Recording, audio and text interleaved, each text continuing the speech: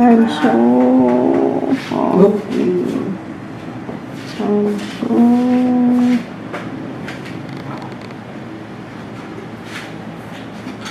hungry.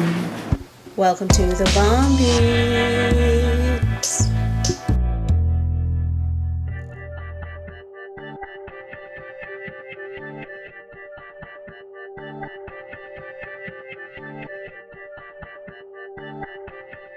Hey guys, it's Beeta Beats.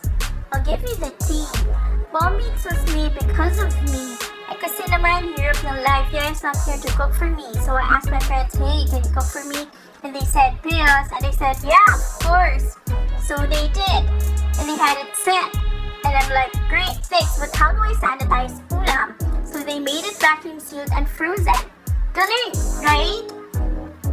Anyway, I saw that they posted a video na, so I said, I want to be in the video, and they said, hello, pandemic, VO ka na lang. So I said, yeah, sure, but I get to direct the video, ha?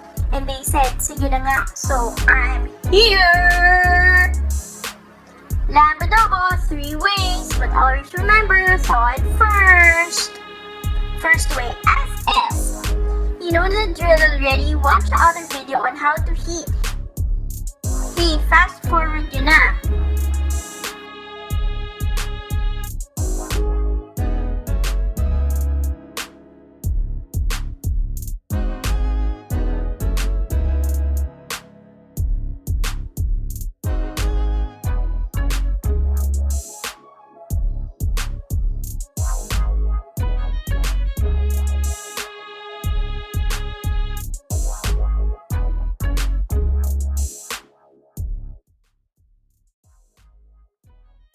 Second way, lamb adobo sa gata.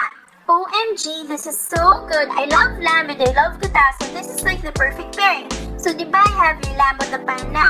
Make sure the heat is on low to medium, and when the ulam, ulam na lamb, is warm na, add the gata. Stir and remove from heat once you see the color is pantay na. Plate and serve. Yummy!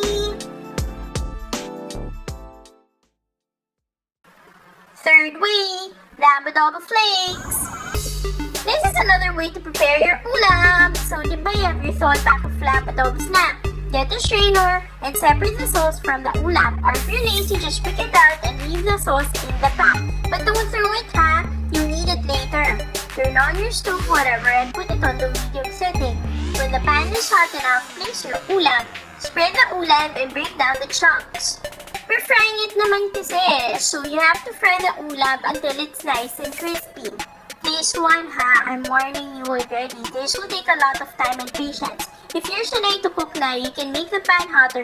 But if you're like me without my yaya who can't cook for me, and I'm a newbie, keep the heat on medium setting. You have to let the juices evaporate and then add oil when it's dry para mag-fry.